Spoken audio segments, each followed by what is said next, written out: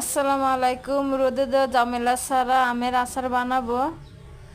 আমি আমগুলো টুকরা করে কেটে নিয়েছি। এখন দিয়ে দেব হলুদ, পরিমাণ মতো লবণ, ভালোভাবে মেখে আধা ঘন্টার মতো রেস্টে রেখে দিব। এখন পানি অনেকখানি উঠে গিয়েছে। এখন একটা জালির সাহায্যে আমি ভালো মতো চিপড়ে নেব, একদম শুকনো করে। একদম আমটা জোরজোড়া থাকতে হবে, একটু যে পানি লেগে না থাকে।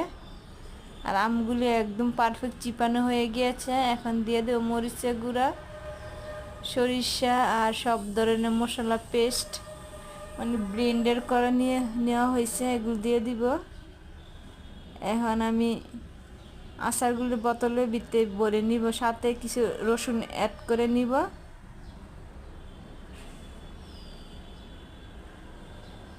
আচারটা পারফেক্টলি হয়ে গিয়েছে, খেতে খুবই সুস্বাদু। আল্লাহ।